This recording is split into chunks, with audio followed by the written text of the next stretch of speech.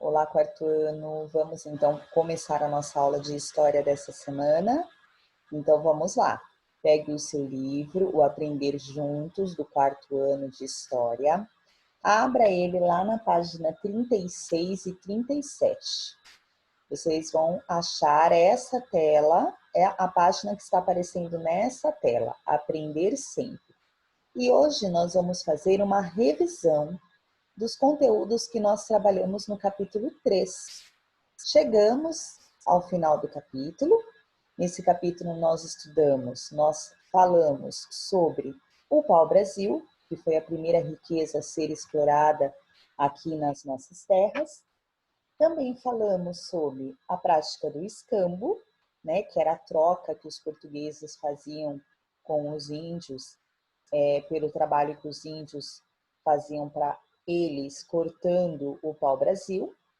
Falamos também sobre o cultivo e a produção de açúcar, o cultivo da cana e a produção de açúcar.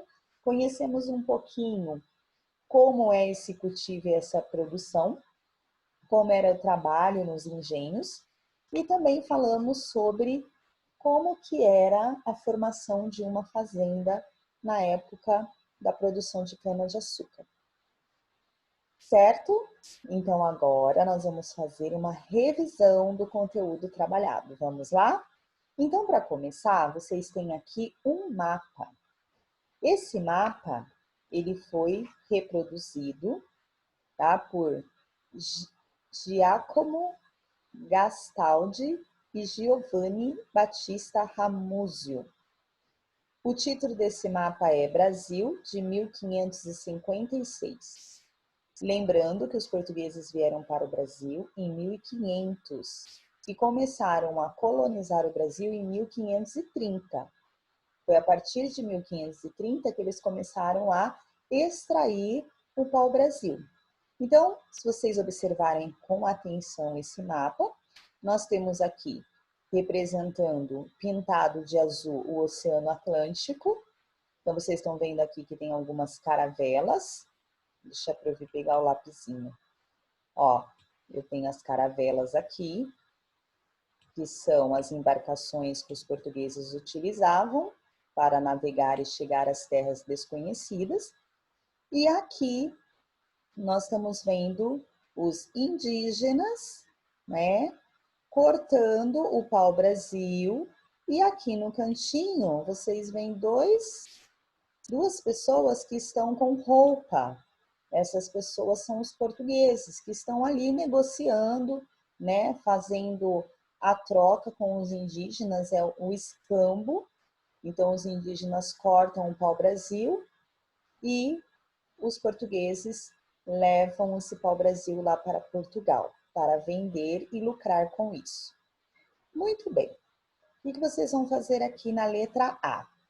A pergunta é a seguinte: na época em que o mapa foi feito, 1556, qual era a principal riqueza explorada pelos portugueses no Brasil? Pinte de laranja. Então, aqui vocês têm 3 quadradinhos. Cana-de-açúcar, café, pau-brasil.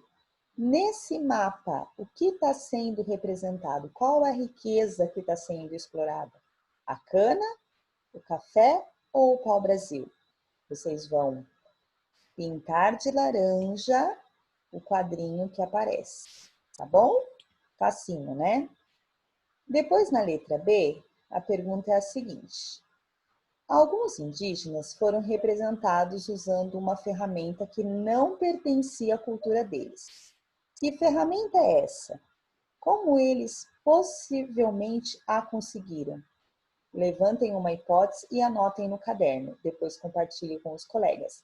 Aqui, vocês podem anotar nesse espaço aqui o nome da ferramenta, tá? Então, vamos voltar lá no texto e observar. Vamos pensar. Os indígenas, o que era comum os indígenas usarem como ferramenta? Veja só, nós temos aqui um indígena utilizando um arco e flecha, isso era normal, né? Uma ferramenta que pertence à cultura deles. Mas aqui do ladinho, Vejam só, nós temos um indígena com um machado na mão. Ele está com um machado porque ele está cortando a árvore de pau-brasil. Machado era uma ferramenta da cultura dos índios? Não, não era. Mas como eles conseguiram essa ferramenta para cortar as árvores? Porque eles não cortavam árvores, não fazia parte da cultura deles. Eles cortavam árvores apenas para utilizar para fazer as suas casas, certo? Então, com quem eles conseguiram essa ferramenta, esse machado? Com os portugueses, né? Foram os portugueses que deram essa ferramenta para eles fazerem o serviço de cortar o pau-brasil. Então, vocês vão colocar aqui, escrever aqui, machado, tá bom?